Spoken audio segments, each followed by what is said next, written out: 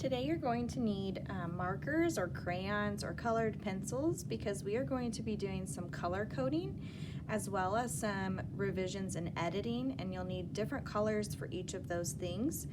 So first we'll need yellow, red, green, and orange, but then today we're also going to need blue, pink, and purple as well. Okay, so we are going to start off by looking for our topic sentence, and we're going to underline that topic sentence in yellow, and we're going to check and make sure, does my topic sentence explain what everything else is going to be about? So mine says, I want you to do this with me, so grab your rough draft and your markers, crayons, or colored pencils. We're gonna check, my friend Meredith is a very special person. There it is, that's my topic, I've got it. Now I'm ready for my first detail. I'm gonna underline that one in red. To begin, she has an adorable dog named Henry. That's my first detail. Detail 2. Also, she lives in California near the beach. That one's gonna be in green. Again, it's there. We've got it. We have a transition word. Check to make sure you've got those things. Detail 3 is gonna be orange because it's our cheese. Finally, make sure you've got a transition there. We have been friends for 30 years. And then we need our final bun, so we're gonna go back to yellow. This one should restate what your topic sentence said in a new way. As you can see, there's my transition. It's awesome to have Meredith as my best friend.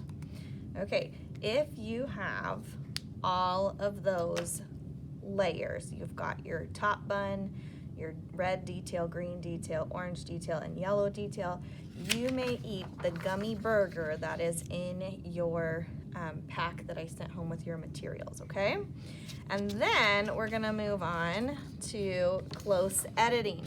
So on our first read, we're just going to check and make sure that our story has a clear beginning, middle, and end. So my friend Meredith is a very special person. To begin, she has an adorable dog named Henry. She lives in California near the beach. Finally, we have been friends for 30 years. As you can see, it's awesome to have Meredith as my best friend.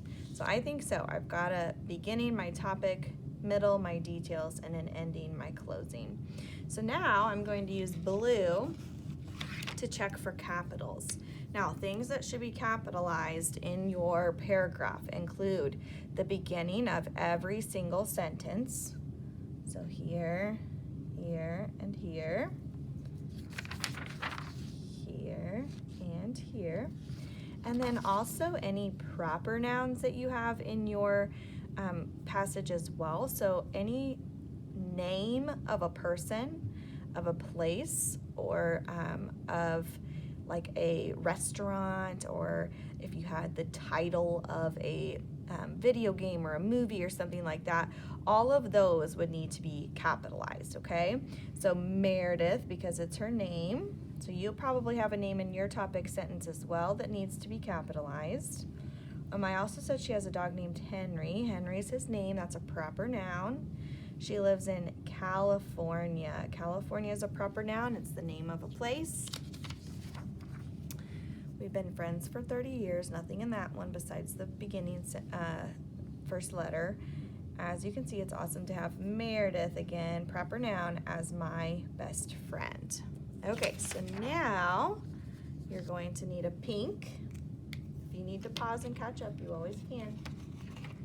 Now I'm going to be looking for my punctuation marks. Now, I told you need a comma after all of your transitions. Okay, so the first sentence doesn't have a transition because it's the first sentence. So we're not transitioning to another sentence, so we don't need one. But I do need a period at the end. You might have used an exclamation point, and that would be fine too. Okay, so now my next one, my detail is gonna have 2 punctuation marks, the comma after my transition and the period at the end of my sentence. Same thing for detail 2, comma after my transition, period at the end. Now, if you're missing one of these, add it in and then color it pink. Where that's the purpose of this, is to check and make sure we've got them. So if you don't have them, that's okay, but add them in. Okay, finally, comma, we've been friends for 30 years, exclamation point. As you can see, comma, it's awesome to have Meredith as my best friend, period. Okay, so I've got an end punctuation on all of them. I have my comma after my transition on my last 4 sentences. So I've got everything I need there. Now, the last thing that you're going to do is check for spelling.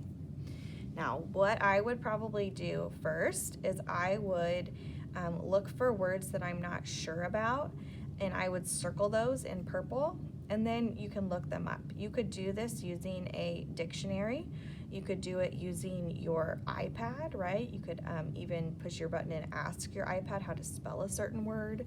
But we need to check and make sure that all of our words are spelled correctly. So some words that, you know, might look a little funky to me, special is always one, that IAL, California, that's kind of a big word, so I might want to check my spelling on that one. Awesome is one that often second graders spell without the E, so it's incorrect. Friend might be one, F-R-I-E-N-D, make sure you've got that spelled correctly. So go ahead and circle any. That'll give you a clue that you need to go and check those in another place. And then if you needed to, if you spelled one wrong, then what I would like you to do is cross it out and then rewrite it the correct way. That way, when we do our published copy, you're not copying the incorrect spelling. So just get rid of it and go ahead and cross it out so that you don't accidentally rewrite it in the wrong way. Okay, so after you've done your paragraph color coding and your close editing, you can upload a picture of your rough draft with all your colored edits on it and onto schoolwork.